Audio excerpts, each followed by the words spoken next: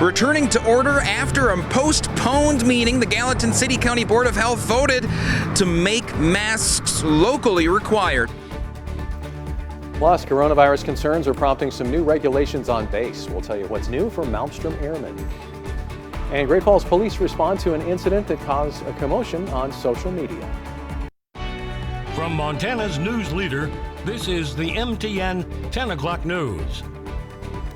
Thanks for making MTN a part of your Friday night. I'm Tim McGonigal. First at 10, the Gallatin City County Board of Health met again this morning, a continuation after they postponed in the face of an unruly audience back on July 14th. Today's was all virtual and with public comment. It took nearly 6 hours. MTN's Cody Boyer sat in on the entire meeting to tell us what happened. I'm extremely disappointed in all of our leaders for overreaching. Now in two ways. Face coverings are required in specific indoor public locations by Governor Steve Bullock's statewide directive and by a not unanimous vote by the Gallatin City County Board of Health. For the first hour, Health Officer Matt Kelly addressed the room and dozens of others listening online. I've heard the term criminal negligence.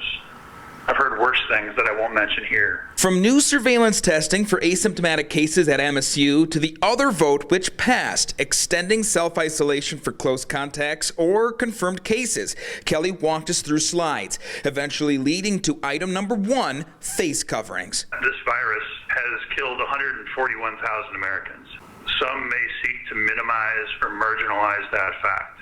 I will not. Seth Walk, MSU Associate Professor of Microbiology and Immunology, detailed the science behind masks, how they stop virus-carrying droplets from spreading. But when the microphone opened for public comment, it stayed that way for hours. Matt Kelly stated there are documented cases of asymptomatic transmission. Where is your evidence? You have failed as a board of health. There are studies you need to take a look at. The majority of more than 40 were against masks. That included Board of Health member Joe Skinner after public comment. I think voting to pass this local rule will only drive a wedge further into the division. Several, like Elizabeth Wolf, were for. I understand that not everybody can wear one. There are allowances for that, but that doesn't mean that the mass majority should not be wearing them. Chair Becky Frank says more than 2,000 public comments came by email, adding most supported masks, including having kids K through 12 wear them. A divided line that Kelly says has become a difficult topic for both sides. I am worried about our ability to do it. There are not very many options. In Gallatin County, Cody Boyer, MTN News. And Kelly says it was also made clear that whether this passed or not, Governor Bullock's orders still stood in effect. The board also voted to extend the self-isolation period for those infected or close contacts by 90 days. Taking a look at Montana's numbers, the Treasure State surpassed the 3,000 mark for total confirmed coronavirus cases today. Another Montanan has died from COVID-19. According to the Glacier County Health Department, a woman in her 80s died from complications, marking that county's first death from the disease and overall the 46th in the state. The state reported 129 new cases since Thursday, 20 of those in Cascade County, which has 57 active cases. 4 are in Lewis and Clark County, which has 68 active cases. Well, as the number of active COVID cases in Cascade County continues to rise, Malmstrom Air Force Base is looking to better protect its crew. Local military members are no longer allowed to enter public establishments where food or drink are consumed, including restaurants, bars, nightclubs, and casinos. Military members can still use takeout services or briefly enter dining establishments for pickup orders, but cannot dine in those establishments. This way, members eliminate all non-essential outings. Now, Malmstrom discussed their response to COVID during a Facebook town hall meeting last night. During that meeting, Colonel Jennifer Reeves revealed that Malmstrom sends their case numbers to the United States Air Force as part of their current Department of Defense policy. Reeves further explained, saying, quote, "It's not that we're trying to hide the truth, but the release of the cumulative numbers could indicate an opportunity for an adversary to exploit a potential vulnerability," end quote. For this reason, the base will support their numbers to report their numbers to Cascade City County Health Department, but will only reveal total case force numbers to the public. And tonight, we're also learning more about Canyon Creek Memory Care in Billings, where so far 15 residents have died due to COVID-related illness since July 6th. The facility was most recently inspected for renewal in 2019 and was given a 3-year license set to expire in April of 2022. A spokesperson for Montana Department of Health and Human Services says when it comes to complaints regarding a facility, the state will opt for an added inspection. However, they didn't specify if there were any recent or pending complaints as the outbreak continues. MTN also tracked inspection complaints from the facility since it opened in 2013. Well, we had some viewers ask us yesterday why names were being taken at the Eats and Essentials event in Great Falls. MTN was at the event. Here's a video. The health department says because the event organizer anticipated a large turnout, they worked with the health department to develop a plan for social distancing and other preventative measures. The event staff members were collecting the information in case an individual tested positive for COVID-19 after the event and contact tracing was required. As Montanans ramp up their prevention efforts against COVID, testing centers have narrowed in on their approach. Alluvian's drive-through testing center will now direct its efforts to those who are symptomatic or who have been in contact with an infected person instead of encouraging the entire general public to be tested as a precaution.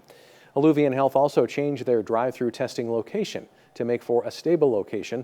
Testing have to be continued for future months.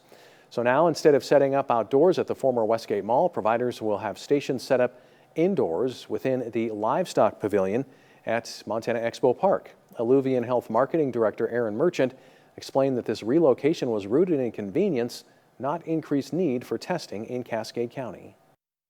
This definitely was a good location as we are starting to move into the fall. We wanted to make sure that we had an area should weather get a little bit hard to navigate and should testing continue into the fall, we have a space that will accommodate both our staff and people going through the drive-through. Those scheduled for a test must enter through the main fairgrounds entrance on 3rd Street Northwest as the other entrances are closed. Well, we were treated to some more sunshine today, so what's in store for the weekend? For the answer, we turn to MTN meteorologist Elizabeth Copeland. Well, after the cold front moved through yesterday, sparking storms and a rainy afternoon, this afternoon looking very different out across north central and northeast Montana. While we were 22 to 23 degrees cooler this time yesterday, it's just the opposite today with 20-degree warmer temperatures in Helena, 9 to 10 in Great Falls. So warmer weather has settled back in after that cold front moved through, and we're tracking a lot more blue skies this afternoon than we were yesterday. The only area really seeing those isolated showers is mostly across southern parts of the state. So closer to Helena, just south of us, we're seeing a rain shower out of our Opportunity Bank ICAM there. A couple of clouds here and there, with a little breeze, but overall a very, very nice afternoon. And we're still tracking great weather for the weekend as well. Tonight dropping down to the mid-50s, partly cloudy skies for those overnight conditions in Great Falls. But we do track a nice warm up to the 80s once again tomorrow, still slightly cooler than average. We track that cooler weather in our forecast coming up here shortly. All right, thanks, Elizabeth. Well, a Helena business says a thief stole an estimated 5 figures worth of gold nuggets from their shop. But as MTN's Alexei Aguayo discovered, they also may have taken something that's priceless to future gold hunters. If you ever needed an excuse to find treasure, now is the time. The Prospector's shop in Helena is asking for community help to find their stolen gold nuggets. I would really, really like to get this back. The incident occurred on July 18th. The thief took an entire case, similar to this one, of gold nuggets. The stolen case had what Bud described as rare gold. The gold they stole, there was 4 pieces in there that are extremely large nuggets, and they're extremely rare. And those kind of nuggets are like snowflakes. There's no two alike. More to it, the nuggets were a showcase piece meant to inspire amateur and veteran prospectors hunting for their own gold nuggets. They've destroyed the opportunity for kids and grown-ups who are getting started in bull panning and going out in the hills. The kids really, really enjoy holding them. There is a substantial reward on information on the stolen nuggets. The Prospector shop has even offered the thief to return everything intact with no questions asked. In Helena, I'm Lexi Guayo, MTM News. And if anyone has information regarding the stolen gold, they're encouraged to contact the Lewis and Clark County Sheriff's Office or Bud at the shop. An incident in downtown Great Falls between police and civilians yesterday caused quite a stir on social media. According to an eyewitness account, 3 officers with the Great Falls Police Department spoke with several men who were hanging around the IGA grocery store on 1st Avenue North. GFPD says they work with the Business Improvement District to patrol this part of town, and they regularly see problems with people having open containers and loitering. According to the rest of the account from the officers, another individual that was there began to urinate in public, while another person wandered across the street to the Zip Trip where they had previously been trespassed from that establishment. They were out doing some enforcement efforts within the brick area, and they came across this group that were watching from a distance in an unmarked vehicle, which is perfectly acceptable by law for us to be able to do. Could see an individual with an open container drinking, and that's when they went up to deal with that issue. Now, there were 2 citations issued, and the open container and for the disorderly conduct for urinating in public. Well, for our viewers that watch us on Dish Network, we have a programming note for you. Our parent company Scripps and Dish are in contract negotiations. This station may go dark for Dish customers tomorrow if they don't reach an agreement by the contract deadline. Since launching its first television station in 1947, Scripps has never before experienced a station blackout or any cable or satellite operator. In a statement, Scripps said after 5 months of negotiating with Dish and multiple contract extensions, Scripps and Dish Network may be reaching an impasse. We hope Dish will understand the need for Scripps viewers to receive its local television stations, given the pressing news in our communities right now, including a global pandemic, discussions around social unrest, the active political year, and severe weather season. This dispute is about the distribution of our broadcast signal so we can keep our local audiences safe and informed. Now, if you can't access this station tomorrow night on Dish, you can go to our websites, KRTV or KXLH.com, for more information. Well, an important anniversary takes place this weekend. Coming up, a look at the impact of the Americans with Disabilities Act.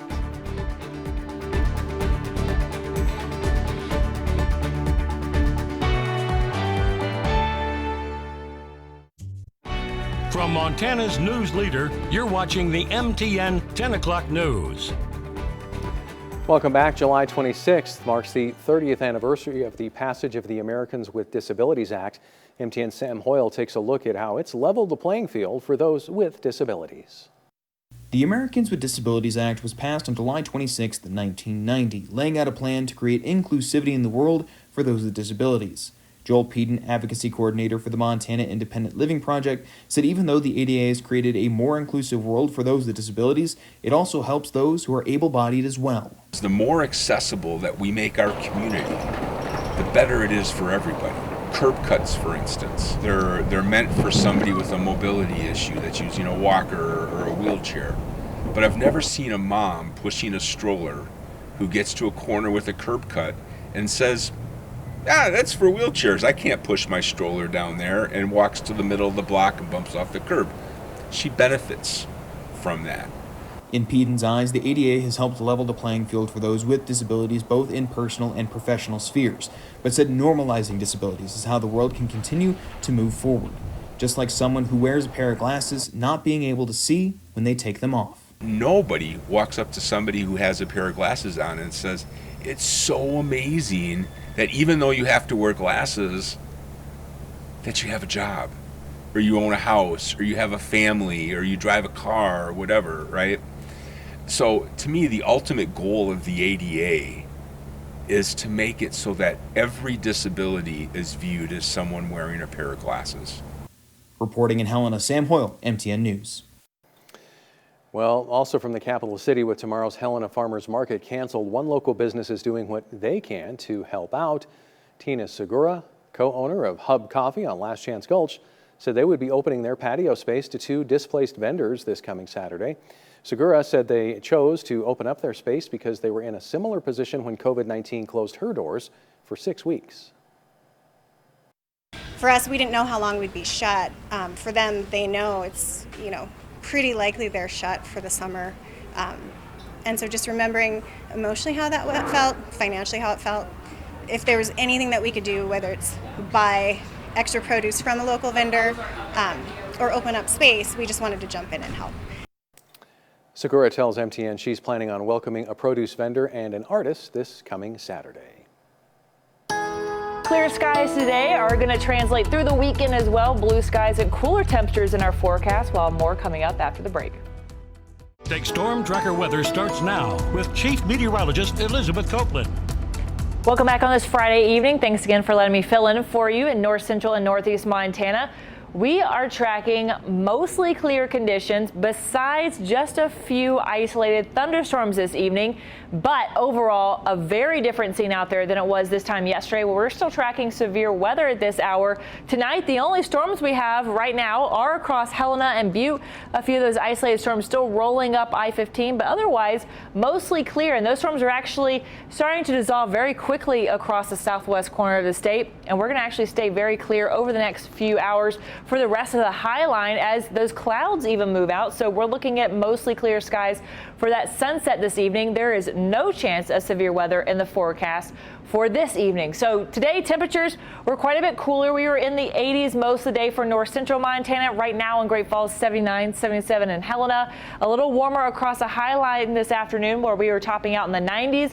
But today was warm, cooler than average, but we're actually going to track even more cooler temperatures in the forecast tomorrow. So if you have the outdoor plans, tomorrow is looking great for them, and it's going to feel a lot less humid. Yesterday, before the storms rolled in, there was a lot of humidity in the air, making it feel quite a bit warmer than it actually was. Well, tonight we're seeing relative humidity levels actually on the rise only because temperatures are dropping, but overall we're looking at very dry air. So earlier this afternoon, especially across the high line, red flag warnings were in effect for places like Cut Bank, where we were down to below 20% for that relative humidity. And we're going to start seeing a lot more of the drier air move in, which means those fire concerns are still on the rise, especially next week. But until then, check this out. US Bank I came out of Great Falls, a beautiful sunset there. You can probably see the Missouri River in the background with a lot more of those purples, the clouds reflecting off the sunset, and some oranges and yellows tonight for your evening viewing. So great night tonight, and 77 outside, so not even needing a jacket to head out there and look at the sunset. Feeling like 79 though, and the dew point temperature again at 45, and that's going to be dropping as that drier air moves into north central Montana over the next several days. So tracking it out hour by hour, there'll be a few showers that start to dissolve overnight. There'll be clouds as you wake up tomorrow morning, and a few very light showers across the high line. But then right behind all of this, dry air starts settling in. That's going to keep us dry and sunny through Saturday afternoon. Even though temperatures are going to take kind of a drop from today, most of that storm activity stays across Billings, Miles City, and out of our area. But we're still going to stay very, very dry for the weekend and see temperatures on the rise next week. So the greatest day to get outside will be tomorrow, the most pleasant afternoon because of those dry temperature or the dry conditions, warmer temperatures, but not too warm because we only get in the low 80s tomorrow. It's going to be 78 by 4 p.m. and then 74 by 8 p.m. And that's compared to today. We're a little warmer than that even right now. So overall, the greatest forecast for the drier air is going to be for tomorrow afternoon. And then we're starting to see even that dry air in our 8 to 14 day forecast as dry air settles in. And again, looking at our fire danger forecast over the next 7 days, we're looking at to increase, especially as we hit those 90s on Monday. So 80s for the weekend. Again, the coolest day of this next 7 days will be on Saturday. We hold steady in those 90s in Great Falls and the capital city next week as that drier air moves in. The only chances of storms we have will be Tuesday night and Wednesday. Well, coming up, welcome to the show. A Montana native is a member of a major league roster.